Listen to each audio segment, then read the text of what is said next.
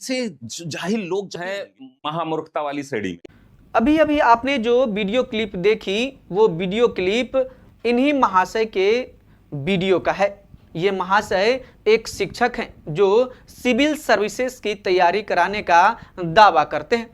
यह अभी अभी शिक्षक बने हैं। इन्होंने अपने वीडियो में भाषा की मर्यादा पर लंबा व्याख्यान देने का काम किया है, लेकिन शायद ये महाशय भूल गए कि किसी को उपदेश देने से पहले उस उपदेश को खुद पर लागू करना होता है। अब जरा इन महाशय की वीडियो के थंबनेल को देखिए। अपने थंबनेल पर इन्होंने लिखा है शिक्षा जगत के गुरु घंटाल, और इनके हिसाब से यह शब्द भी मर्यादित है। इन्होंने जिन शिक्षकों की तस्वीरें अपने थंबनेल पर लगाई हैं उसको भी गौर से देखिए। इन्होंने तस्वीरें लगाई हैं खान सर की, अवध ओझा सर की और चौहान सर की। ये तो कुछ भी नहीं है, पहले आप उनके वीडियो के क्लिप्स देखिए। से जाहिल लोग जब आप ये तो है महामूर्खता वाली श्रेणी में। इस व्यक्ति के फैजल खान के जो है पढ़ाने के अलावा सारे काम करते। आप लोग बताइएगा कि इन टीचरों पर आईआर का आई नहीं पता, और शिक्षक है बोलता है मैं कपड़े नहीं बदलता। क्यों नहीं बदलते भाई? कपड़े जो है हर वीडियो में रिपीट ही नहीं करता, क्यों नहीं रिपीट करते भाई? ये महाशय इन तीनों शिक्षक के लिए जिस तरह की भाषा का प्रयोग कर रहे हैं आप इनके वीडियो क्लिप में देख सकते हैं। ये महाशय वही हैं जो अपने वीडियो में भाषा की मर्यादा पर लंबा व्याख्यान देते नजर आ रहे हैं, लेकिन उसी वीडियो में इस्तेमाल किए गए शब्द और थंबनेल की भाषा कहीं ना कहीं एक बड़ा सवाल खड़ा कर देती है। अब ये महाशय जिनको खुद यह पता नहीं है कि भाषा की मर्यादा क्या होनी चाहिए, ये दूसरे को भाषा की मर्यादा सिखाने के लिए आ गए। इसमें कोई शक नहीं है कि ओझा सर, खान सर और रोशन सर बहुत बड़े शिक्षक हैं, लेकिन कभी कभी उन्होंने ऐसे शब्दों का प्रयोग किया है जो अब जाकर इन जैसे शिक्षकों को उनके ऊपर कुछ बोलने का मौका देती है। मुद्दा यह है कि जब किसी को मर्यादा का पाठ पढ़ा रहे होते हैं तो क्या हमारी अपनी भाषा उसी कसौटी पर खरी उतरती है या नहीं। ये बात तो इन महाशय को ध्यान देनी थी।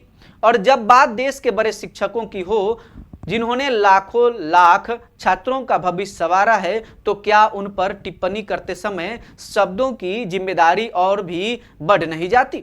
आज का समय सोशल मीडिया का समय है। यहाँ हर व्यक्ति अपनी बात रख सकता है, लेकिन हर बात का तरीका भी उतना ही महत्वपूर्ण हो जाता है, क्योंकि जब शिक्षा से जुड़े लोग ही एक दूसरे पर इस तरह की टिप्पणियां करने लगते हैं तो इसका असर सिर्फ उनके बीच तक सीमित नहीं रहता, बल्कि लाखों छात्रों की सोच पर भी पड़ता है। अब सवाल यह नहीं है कि कौन सही है और कौन गलत, सवाल यह है कि क्या यह पूरा माहौल शिक्षा को लेकर आगे जा रहा है या फिर धीरे धीरे उसे विवादों की दिशा में धकेल रहा है। आज बिहार का शिक्षा जगत ऐसे मोड़ पर खड़ा दिखाई देता है जहां चर्चा पढ़ाई की कम और खेमों, बहसों और वीडियो रिएक्शन की ज्यादा हो गई है, और इसी बीच सबसे बड़ा सवाल गायब हो जाता है, छात्र कहाँ हैं? जिसके लिए यह पूरा सिस्टम बना था वही सबसे पीछे छूट जा रहा है।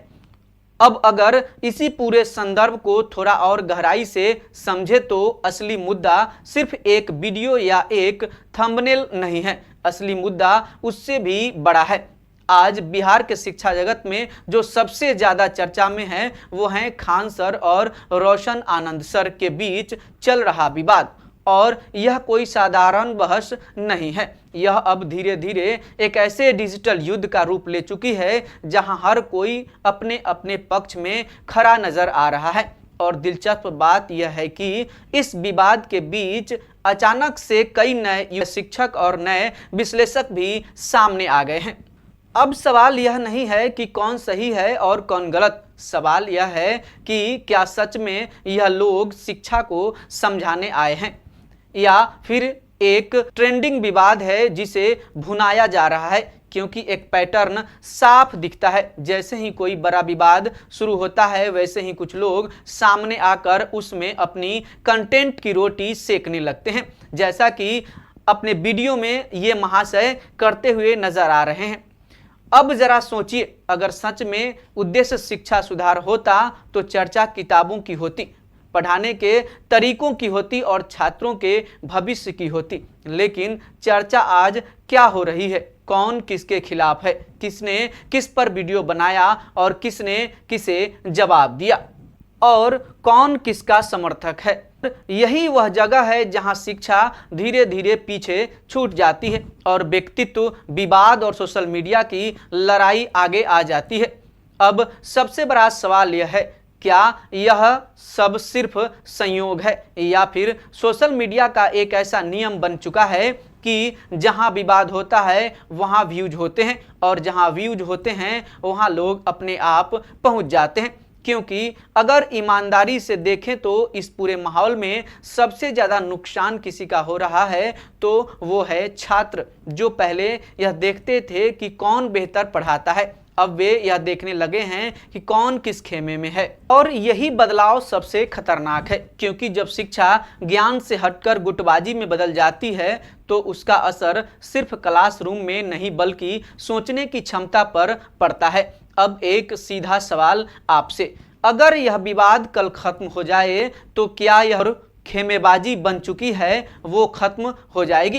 क्या छात्र फिर से पढ़ाई पर फोकस कर पाएंगे या फिर उनके दिमाग में यह हमेशा रहेगा कि कौन किसके साथ है और कौन किसके खिलाफ? और अगर यही स्थिति बनती है तो फिर सवाल उठता है कि क्या हम सच में शिक्षा को आगे ले जा रहे हैं या धीरे धीरे उसे एक डिजिटल पॉलिटिक्स में बदल रहे हैं। मैं किसी एक व्यक्ति को सही या गलत साबित करने नहीं आया हूं और न ही यह कह रहा हूं कि कोई जानबूझकर यह सब कर रहा है, लेकिन एक बात साफ है, जब शिक्षा का मंच विवाद का मंच बन जाए तो सबसे पहले नुकसान उसी उद्देश्य का होता है जिसके लिए यह मंच बना था। अब फैसला आपके हाथ में है। क्या आपको भी लगता है कि इस पूरे विवाद के बीच शिक्षा कहीं पीछे छूट गई है या फिर यह सिर्फ सोशल मीडिया का एक सामान्य शोर है? कमेंट में अपनी राय जरूर बताइए। अगर मेरी बातें, मेरा विश्लेषण अच्छा लगा हो तो वीडियो को लाइक करें, चैनल को सब्सक्राइब करें और जितना हो सके वीडियो को शेयर करें। धन्यवाद।